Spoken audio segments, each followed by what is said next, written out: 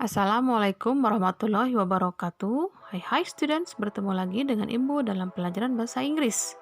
Kita masuk ke chapter 3. The theme is We Know What to Do. Temanya, kita tahu apa yang harus kita lakukan. Pada chapter ini, kita akan mempelajari to give suggestions. Bagaimana caranya kita memberikan saran kepada orang lain. Masih berhubungan dengan modal verb ya. Persiapkan buku dan alat tulisnya. Jika chapter 2 kemarin kita belajar modal verb can dan will, maka pada chapter ini kita akan membahas tentang modal verb should, shouldn't. Should dalam bahasa Indonesia artinya sebaiknya atau seharusnya. Shouldn't dalam bahasa Indonesia artinya sebaiknya tidak atau seharusnya tidak. Kita lihat ke fungsi penggunaan modal verb should. Should biasanya digunakan untuk mengekspresikan suatu tugas atau sesuatu yang memiliki keharusan untuk dilakukan, duty or obligation. Ya, kita hanya fokus bagaimana cara kita mengekspresikan atau memberikan saran yang berhubungan dengan keharusan atau tugas. Should to give suggestion. Menggunakan modal verb should untuk memberikan saran. Kita lihat contohnya.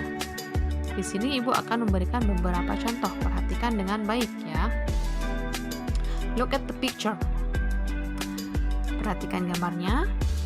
The situation, situasinya yaitu you meet your teacher on the way home. Kamu bertemu guru di perjalanan pulang. Kira-kira apa saran kamu jika ada teman yang berkata seperti itu? Maka saran pertama yaitu you should say hi to him. Kamu sebaiknya menyapanya. Kita gunakan yang shouldn't sekarang.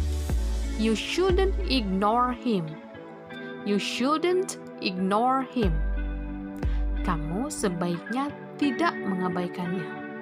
Jadi dalam contoh kita coba membuat kalimat menggunakan should dengan shouldn't ya, yang harus dan yang tidak harus dilakukan atau sebaiknya tidak dilakukan.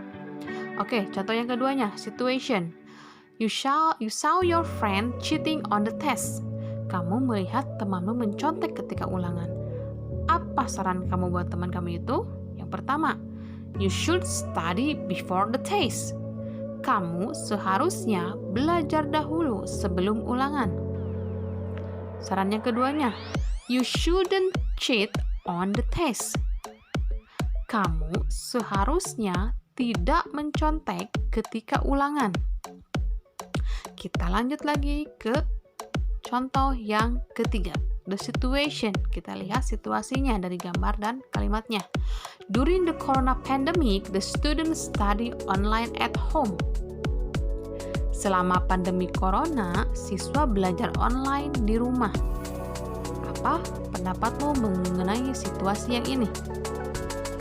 Oke, kita menggunakan should yang pertama ya. You should study harder.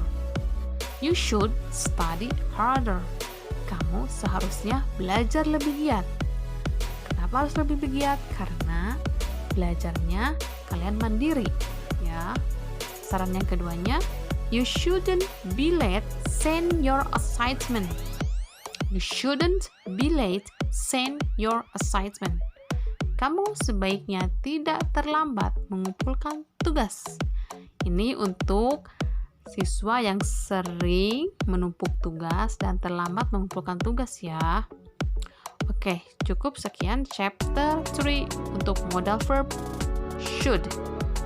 Ketemu lagi selanjutnya kita akan masih membahas tentang chapter 3. You should study at your house and you shouldn't waste your time. Okay student, see you soon.